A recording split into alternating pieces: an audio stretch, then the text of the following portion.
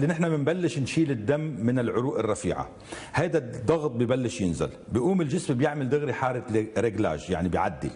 من ضمن التعديلات انه يعصر الكبد ويعصر الطحال ليزت دم بقلب الدوره الدمويه مشان الشخص ما يغيب عن الوعي، لانه ضغطه عم ينزل، لازم هذا الضغط يتعدل. طيب هدول الخزانات اللي فضيوا من الكبد والطحال منين لازم يتعوضوا؟ لازم يتعوضوا من النخاع العظمي بانتاج دم جديد. وقت اللي بينتج دم جديد بينتج خلايا اسمها خلايا محاربة السرطان. تقدير إلهي. ليش بيصير هيك ما بنعرف. هول الخلايا اللي بيطلعوا من بعد الحجامة بيروحوا وين في خلية سرطانية بياكلوها. هيدا سر الحجامة.